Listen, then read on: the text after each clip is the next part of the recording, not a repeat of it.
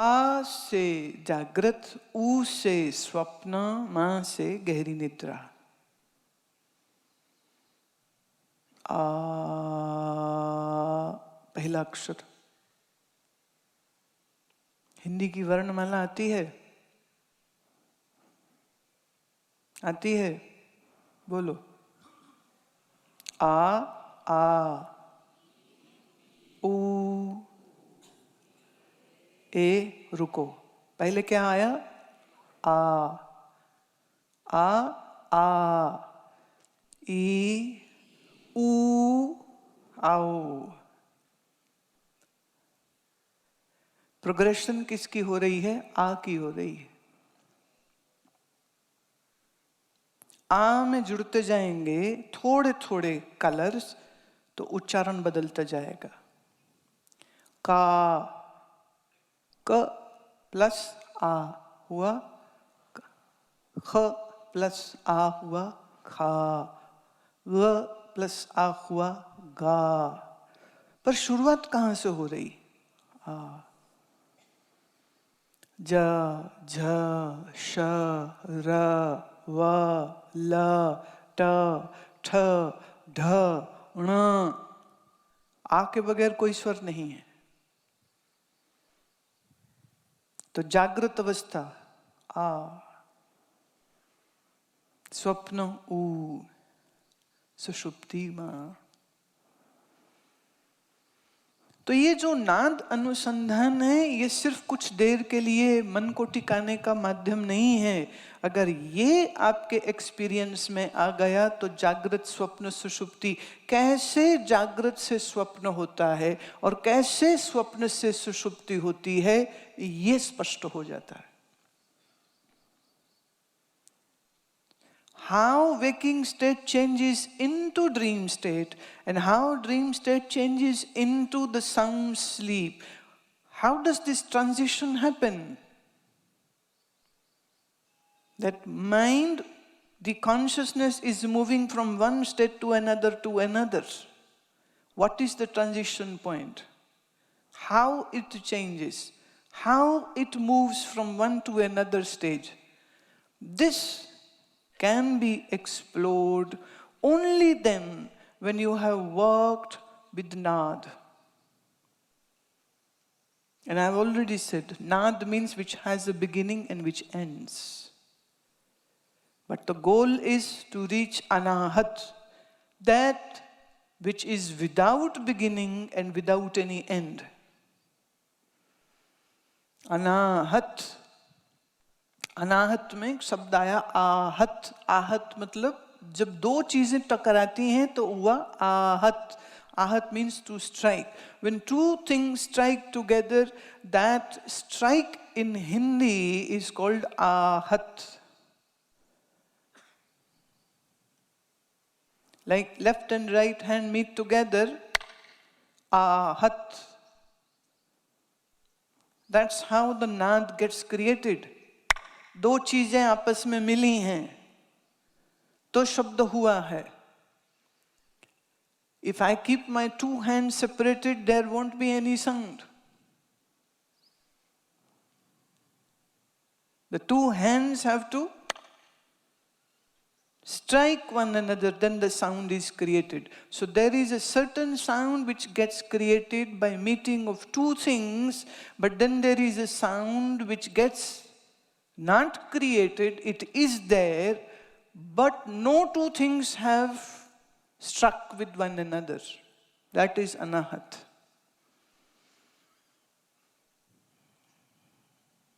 आहत तो उल्टा, उसका ऑपोजिट हो गया अनाहत।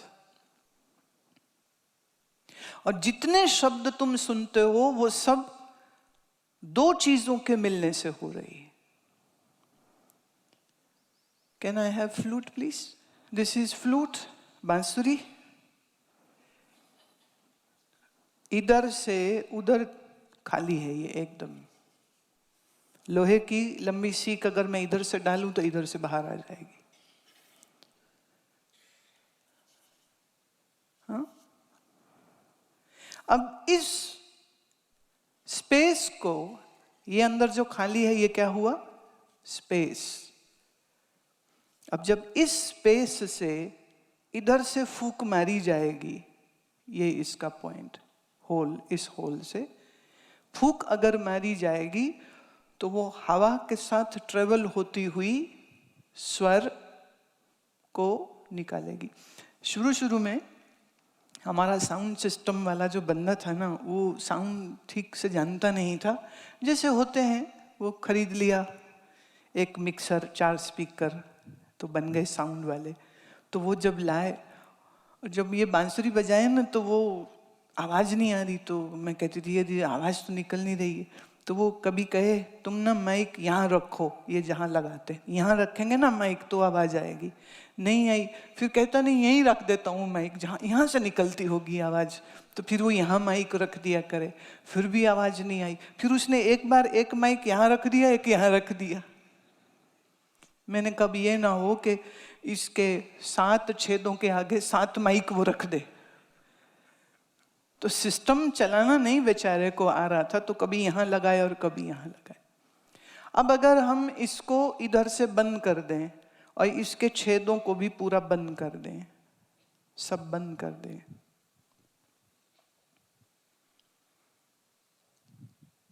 तो क्या होगा? क्यों जी, कुछ होगा? कान के साथ रखेंगे अगर, तो उसमें तब भी स्वर है, उसे कहते हैं आंस।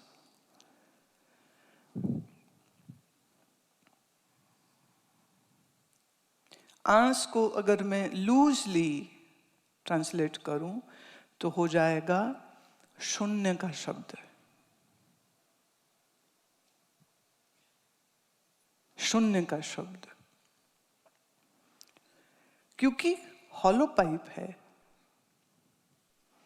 ऐसे ही पड़ी हो तो भी हवा सरक रही है। कोई फूंक ना भी लगाए और ऐसे आप कान के साथ रखें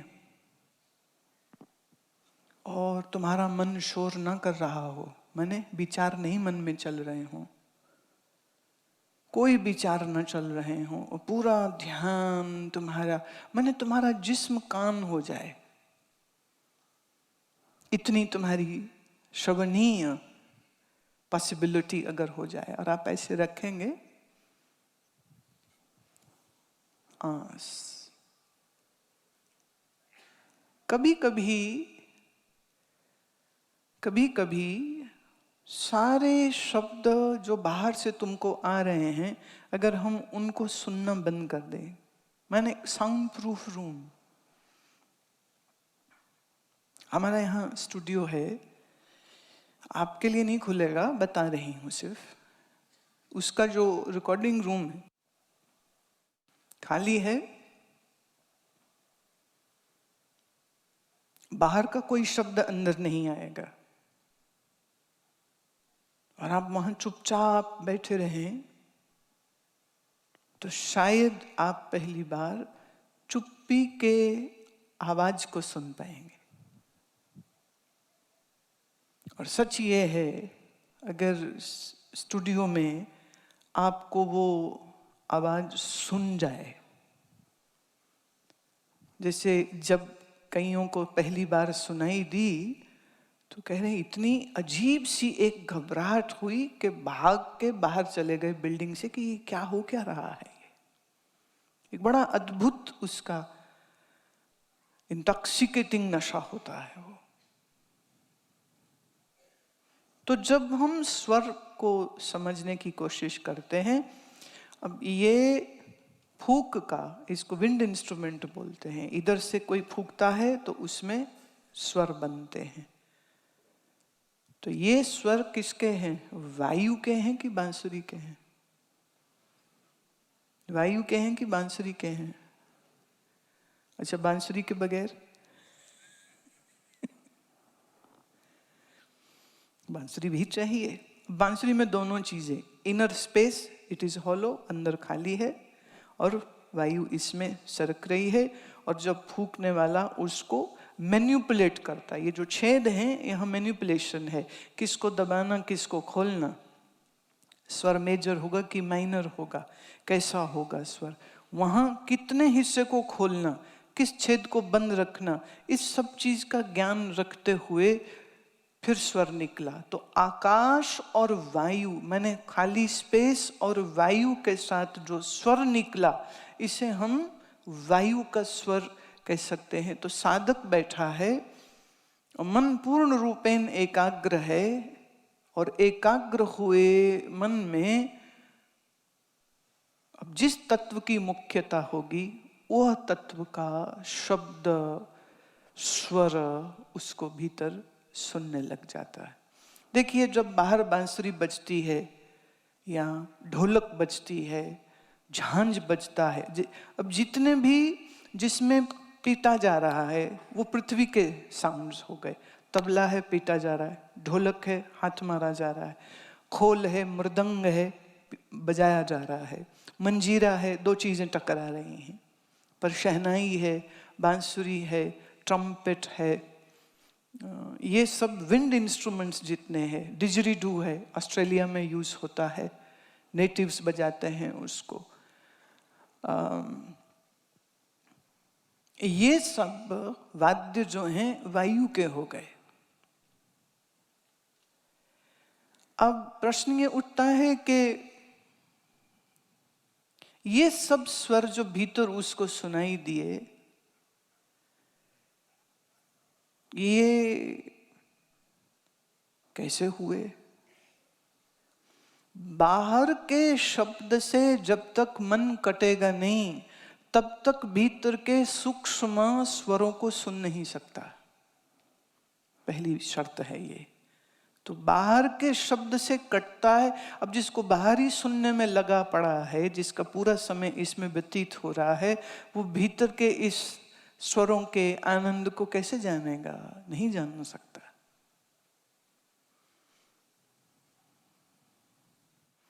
The inner silence is required, which will then progress to these different sounds which a seeker hears within. There is no sound externally being created, but there are these sounds which are happening within.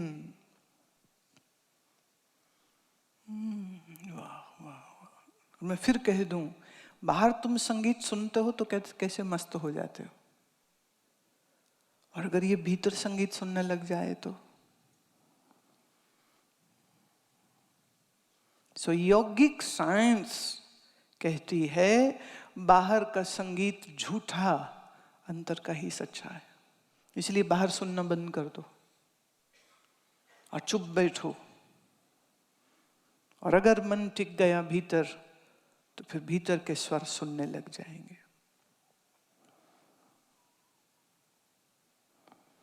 Kabir साहब बहुत प्यारा ये बोल दिया है।